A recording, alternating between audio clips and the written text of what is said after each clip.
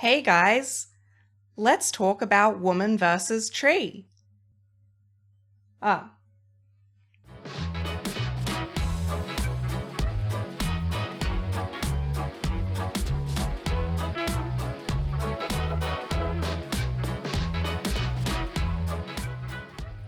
this video is not about woman versus tree, really. I've done a little bit of clickbait on you here because I don't actually care that much about woman versus tree. It's not as inflammatory a rhetoric as man versus bear. It does not generate outrage. It's very difficult to be mad about woman versus tree. It is just a very handy jumping off point for me to get to my actual point, which is about empathy in general and empathy for men in specific. But I suppose we should take the time to talk about it, because there are actually a few important points to be made, and I don't want to leave myself open to legal action for false advertising. So, woman versus tree. The question is, for men, would you rather share your feelings with a woman or a tree? The first impulse I had, and that I think a lot of people had, is that this is not a fair comparison to the man or bear hypothetical. One response in particular that keeps getting thrown out is this old classic. Men are afraid that women will laugh at them. Women are afraid that men will kill them. Ooh. Kinda got him on that one. But, on thinking about it, I think it's more analogous than we give it credit for. Both questions are about having a felt sense of safety, for instance. The point being made for women is that they don't feel physically safe around men, and for men, it is that they don't feel emotionally safe around women. You might say that women's physical safety is more important than men's emotional safety, but I think in saying that, you're actually missing a bigger picture. A felt sense of physical safety is essential for a felt sense of emotional safety, and vice versa. You cannot have one without the other. They're a dialectic that synthesize into the broader feeling of safety. To argue that physical safety is more important than emotional safety is to try to separate the two out from each other, which I don't think is very helpful. A similar way of thinking claims that physical abuse is somehow worse than emotional abuse, when, at least in my experience, cuts and bruises and even broken bones will heal over time, but emotional abuse is the thing that you carry with you for the rest of your life. Quick pop quiz. Which one is worse? Being literally killed? Or having your sense of identity systematically destabilized and existing in a perpetual state of crisis that leaves you wishing you were dead? I'll give you a second to think about it. Gotcha! That was a trick question. They're both bad. It makes no sense to try to quantify which one is worse. Both questions also suffer from the same fatal flaw. They claim that there is a feeling of unsafety, but do nothing to prove that that feeling is actually based in reality. Are men actually dangerous? Are women actually stone cold? Are women actually stone cold bitches? Are women actually stone cold bitches who hate men for having feelings? Even if 100% of women picked the bear and 100% of men picked the tree, that would not necessarily prove that it is true. Perception is not the same as reality.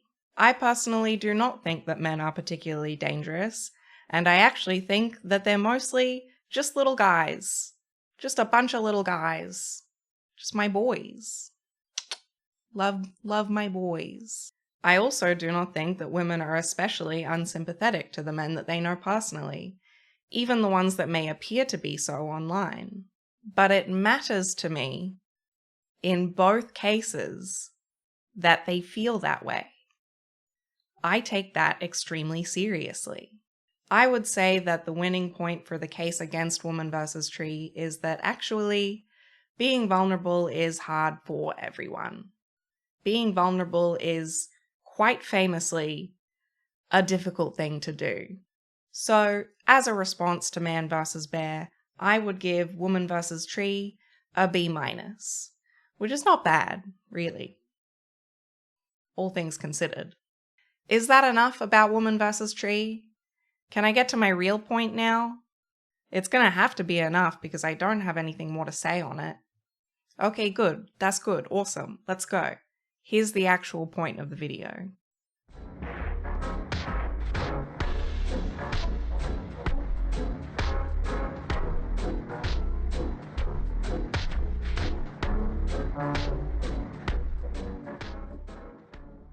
I am someone who keeps a sympathetic ear open to the men in my life. And do you know what happens when you keep a sympathetic ear open to the men in your life? Men will tell you things. They'll come out of the woodwork to tell you things. Men will come from 100-kilometer radius to tell you things. They'll tell you about awful things that have happened to them. They'll tell you about abuse, traumatic experiences, sexual violence. They'll tell you about not being believed, about being dismissed, or about being blamed for what has happened to them. They'll describe a world that is apathetic to them at best and hostile towards them at worst. I have seen men collapse in front of my eyes because they have been dragging themselves through life on 2 broken legs, and at the first sign of emotional safety, they realize that they cannot carry on as they are. The boys are not okay. It's so much. And it's so heavy. And that's all right, and I'm not complaining. It's important to me to keep space in my life for others this way. But the thing that I've wanted to say for years, not just to women, but to everyone, is this. Please. I can't do this alone. None of us can do this alone. We are all suffering. All that stuff I just described, with the trauma and the dismissal and the not being believed. Has any of that happened to you? Do you know how it feels? All of those things are human experiences, and I'm not in the business of denying them to anybody. You might say that they should get therapy, that it's not my responsibility to take on all of this emotional labor. And to that I would say, I agree. They should get therapy. This stuff is above my pay grade to fix. But how on earth is it above my pay grade to listen and understand? How is it not my responsibility to my fellow human being to try my best to understand them?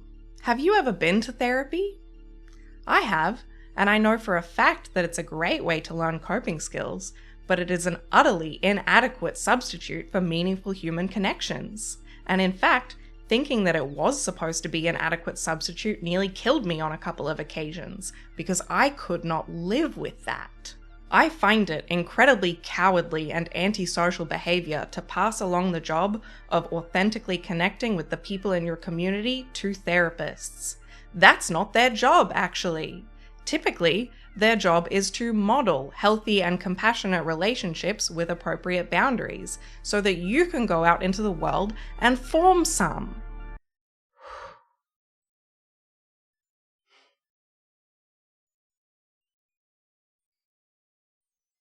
Don't get me wrong, it is not easy. I know from experience that it requires a lot of emotional regulation on my end. It is not easy to hear emotionally charged and often accusatory language while still remaining compassionate.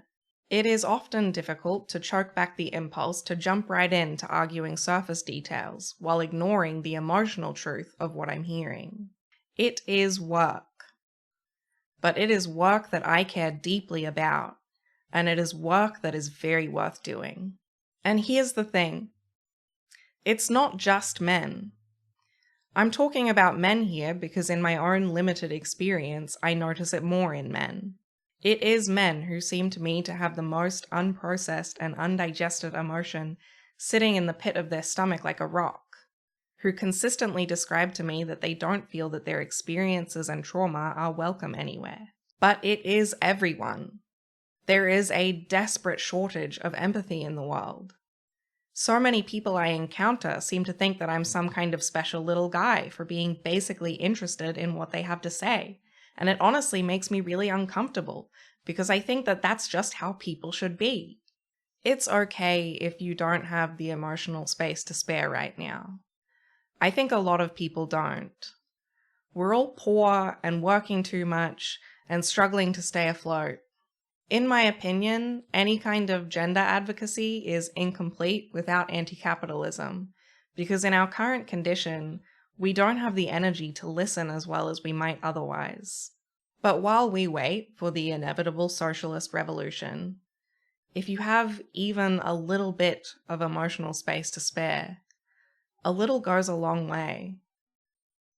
I can't do this alone. If I had to choose between telling my feelings to a woman or a tree, I would choose neither.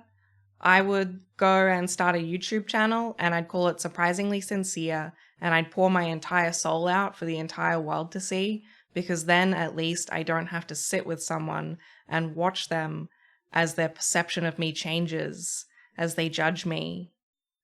Or worse, as I realize that I'm boring them, that they don't care, that I don't matter. I'm with you on this one, fellas. I get it. I get it. Woman or tree? I understand this one. You also might notice that I kind of look like shit right now. Yeah, I know.